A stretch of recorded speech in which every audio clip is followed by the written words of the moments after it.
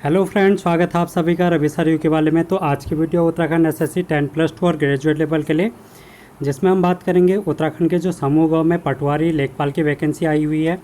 अभी तक जिसने फॉर्म नहीं भर रखा है फॉर्म फिल कर लेना, और उसके साथ ही अगर आपने बंदी रक्षक का फॉर्म नहीं भर रखा है उसका फॉर्म भी भर लेना। साथ में अगर आप यहाँ पर ग्राम विकास अधिकारी, कन्या सहायक, समीक्षा अधिकारी, जिस भी एग्ज़ाम के यहाँ पर तैयारी कर रहे हैं जिसमें आपका उत्तराखंड का पोर्शन पूछा जाता है, जिससे कि ग्रेजुएट लेवल का जो एग्ज़ाम है और 10+2 का जो एग्ज़ाम है, तो उसके सिलेबस में आपका यहाँ पर एक टॉपिक है उत्तराखंड के पर्यटन।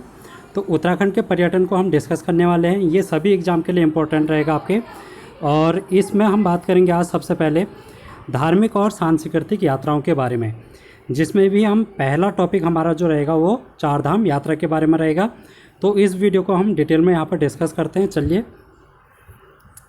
अगर आप टेलीग्राम पे ज्वाइन नहीं है तो टेलीग्राम को ज्वाइन कर लेना, वहाँ पर से आप पीडीएफ इसकी ले सकते हैं।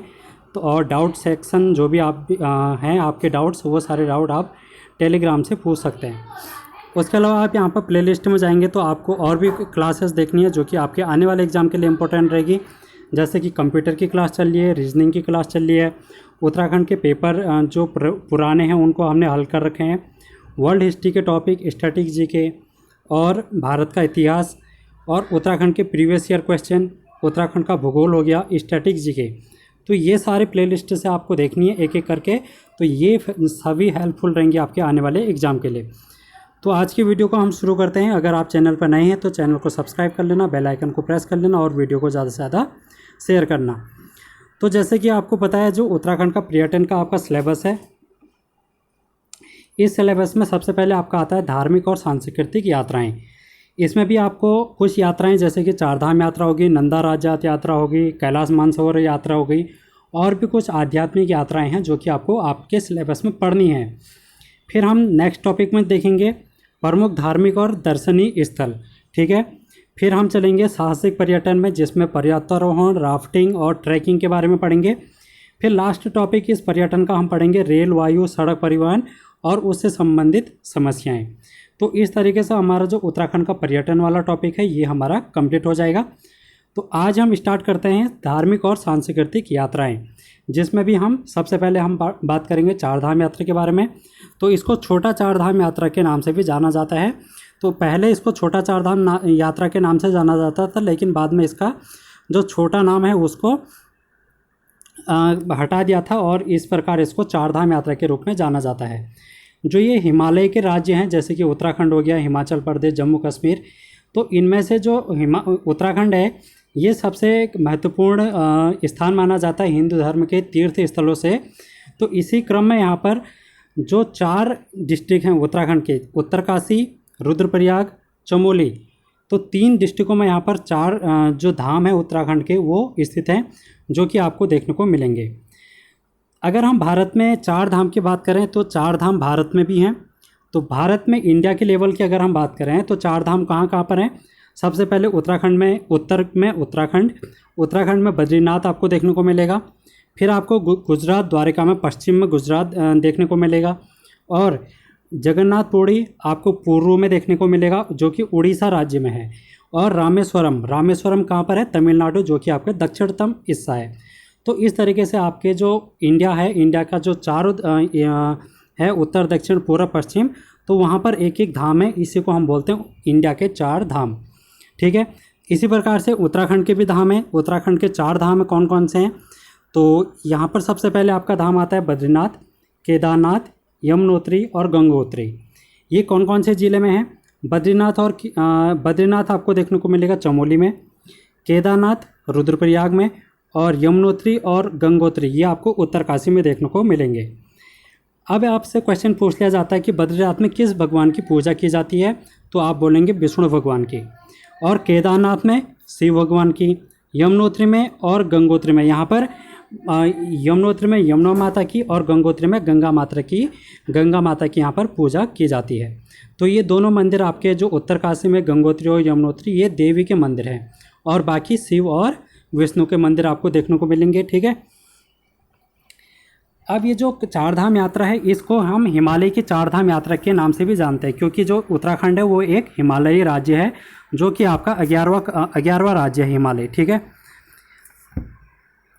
अब हम चलते हैं जो उत्तराखंड का चार धाम यात्रा है उसका क्रम क्या है, आपसे पूछ लिया जाता है उत्तराखंड में जो चार धाम यात्रा है उसका क्रम क्या है। यानी कि सबसे पहले आपको यमुनोत्री के दर्शन देखने को मिलेंगे, फिर गंगोत्री, फिर केदारनाथ और फिर बद्रीनाथ। इस प्रकार से अगर आप कह सकते हैं तो यमुनोत्री पहला धाम हो गया, गंगोत्री दूसरा धाम, केदारनाथ तीसरा धाम और अंतिम धाम आपका बद्रीनाथ हो गया जो कि चमोली में स्थित है। अब यहाँ से कुछ इंपॉर्टेंट क्वेश्चन पूछे जा सकते हैं आपसे, जैसे कि सबसे उत्तर में स्थित धाम कौन सा है, बद्रीनाथ है। यह भी मैं मैप में दिखाऊंगा कैसे है कि ये बद्रीनाथ उत्तर में है, इनकी लोकेशन दिखाऊंगा। और सर्वाधिक ऊंचाई में स्थित धाम कौन सा है, केदारनाथ, और इस कितनी हाइट पर है, 3581 मीटर। ये सभी धामों के बारे में हम अब डिटेल में पढ़ेंगे आने वाली वीडियो में। आज की वीडियो में हम यहाँ पर देख लेते हैं इसका मैप। तो ये उत्तराखंड का मैप है, थोड़ा सा मैंने आपको समझाने की कोशिश की है मैप के माध्यम से। तो मैं चारों धाम को आपको बता देता हूँ कि कहाँ कहाँ पर स्थित है। तो अगर हम बात करें, ये देखिए आप, ये रहा यमुनोत्री और ये रहा गंगोत्री, ये दोनों आपको देखने को मिलेंगे उत्तरकाशी में। फिर आपको थोड़ा नीचे जाएंगे तो रुद्रप्रयाग में केदारनाथ देखने को मिलेगा, और फिर राइट साइड में जाएंगे तो बद्रीनाथ जो कि चमोली में आपको देखने को मिलेगा। इस प्रकार से ये हो जाते हैं चार धाम। अब आपसे अगर चार धाम यात्रा का क्रम में पूछ लिया जाए कि सबसे उत्तर में कौन सा है, तो अगर हम इसको दिशा का ज्ञान करें इसमें, तो इस तरीके से उत्तर और दक्षिण की सीमा बना लेते हैं और पूर्व और पश्चिम की। तो अगर आप देखें उत्तर में, तो उत्तर में सबसे ऊपर अगर आप देखेंगे तो ये बद्रीनाथ स्थित है। अगर आपको कन्फ्यूजन हो सकता है क्योंकि ये गंगोत्री और यमुनोत्री भी उत्तर साइड में है, लेकिन अगर इनके हम डायरेक्शन देखें तो ये किस तरफ है, इस तरफ होता है पश्चिम, तो ये उत्तर पश्चिम की दिशा में है, ठीक है। गंगोत्री और यमुनोत्री कहाँ को है, उत्तर पश्चिम की दिशा में। और जो बद्रीनाथ है वो उत्तर की दिशा में, और ये केदारनाथ कहाँ को है, दक्षिण की दिशा में। तो इसी तरीके से आपसे पूछ लिया जा सकता है कि उत्तर में कौन सा है आपका बद्रीनाथ, दक्षिण में कौन सा है केदारनाथ, पूर्व में कौन सा है बद्रीनाथ और पश्चिम में कौन सा है यमुनोत्री। तो इस तरह से क्वेश्चन आपसे अगर बनेंगे तो आप इनको कर लेना। और अगर आपसे पूछ लिया जाए कि इन जो चार धाम है इनका प्रवेश द्वार किसको कहा जाता है, तो प्रवेश द्वार आप देख रहे हैं यहाँ पर जो देहरादून का इलाका है, यहाँ पर ऋषिकेश देखने को मिल रहा है आपको।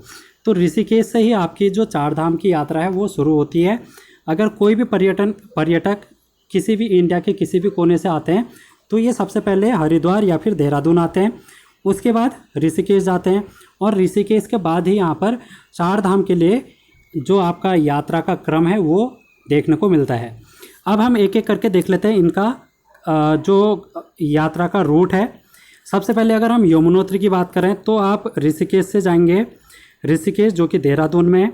देहरादून से आप टेहरी में जाएंगे, ये टेहरी का रास्ता आपको देखने को मिला। टेहरी में नरेंद्र नगर आप सबसे पहले पड़ाव में जाएंगे, फिर उसी में चंबा जो कि आपका टिहरी में है, फिर नई टिहरी में आप जाएंगे, और फिर आप ऊपर की ओर निकल लेंगे जो कि आपका उत्तरकाशी की ओर है। उत्तरकाशी में आप धरासू पहुँचेंगे, और धरासू के बाद आप ब्रह्मखाल पहुँचेंगे जो कि आपको यहाँ पर देखने को मिल रहा है, जो कि मिलन बिंदु है, ठीक है। फिर बड़कोट आप पहुँचेंगे, बड़कोट के बाद आप हनुमान चट्टी पहुँचे, हनुमान चट्टी के बाद जानकी चट्टी पहुँचेंगे, और फिर इस प्रकार आप यमुनोत्री मंदिर के पास पहुँच जाएंगे। तो यहाँ पर आप यमुना माता की पूजा अर्चना कर सकते हैं। तो इस प्रकार से आप यमुनोत्री पहुँच जाएंगे। और अगर आपसे पूछ लिया जाए कि पहला चरण कौन सा है, तो आप बोलेंगे ऋषिकेश। अंतिम चरण कौन सा है इसका, जानकी चट्टी जो कि उत्तरकाशी में। फिर हम बात करेंगे गंगोत्री की। गंगोत्री में यमुनोत्री के बाद गंगोत्री आएगा। गंगोत्री में कैसे जाएंगे, आप यमुनोत्री पहुंच गए, यमुनोत्री से वापस आएंगे जब, तो उत्तरकाशी के आप जब वापस आ रहे हैं तो ये ब्रह्मखाल पे पहुंचेंगे।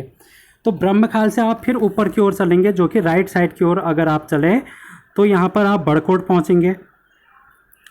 बड़कोट के बाद उत्तरकाशी पहुँचेंगे। उत्तरकाशी के बाद आप यहाँ पर देख रहे हैं ये गंगनानी है, ठीक है। यहाँ पर गंगनानी पहुँचेंगे, मैंने ऊपर आपको डायरेक्शन में दिखा रखा है। फिर गंगनानी के बाद हरसिल पहुँचेंगे। हरसिल के बाद यहाँ पर भैरव घाटी है, और भैरव घाटी के बाद यहाँ पर गंगोत्री है, और यहीं पर गोमुख भी है जहाँ से गोमुख जहाँ से भागीरथी नदी निकलती है, उसका उद्गम स्थल भी यहीं पर है जो कि गोमुख गंगोत्री के पास है। तो यहाँ पर आपको गंगोत्री मंदिर देखने को मिलेगा, और इसका जो अंतिम पड़ाव है उसको हम बोलते हैं भैरव घाटी। तो ये आपसे क्वेश्चन पूछा जा सकता है कि गंगोत्री मंदिर का जो अगर आप जाएंगे तो उसका अंतिम पड़ाव कौन सा रहेगा, तो आप बोलेंगे भैरव घाटी। अब फिर आप केदारनाथ जाएंगे, फिर बद्रीनाथ जाएंगे। तो केदारनाथ कैसे जाएंगे आप देख लें। तो ऋषिकेश से आप नई टिहरी गए, ठीक है, या फिर आप गंगोत्री से वापस आए, गंगोत्री से वापस आते हुए आप नई टिहरी आए। नई टिहरी से आप जाएंगे यहाँ पर पौड़ी में, पौड़ी में कहाँ पर, श्रीनगर। श्रीनगर से आप सीधे रुद्रप्रयाग चले जाएंगे।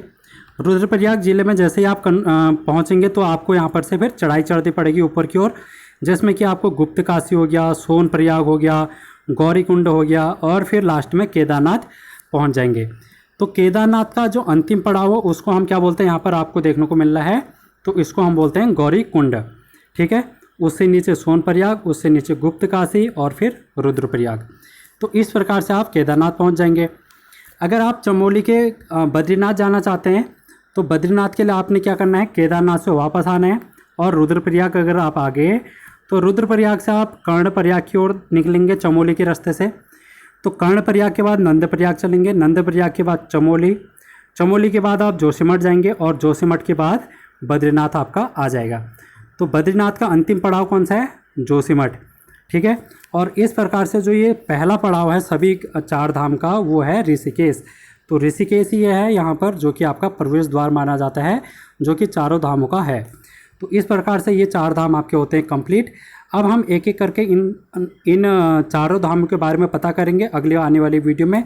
गंगोत्री, यमुनोत्री और केदारनाथ, बद्रीनाथ के बारे में डिटेल में हम अगली आने वाली वीडियो में पढ़ेंगे। तो thank you so much. Channel को सब्सक्राइब कर लेना, बेल आइकन प्रेस कर लेना। Thank you so much.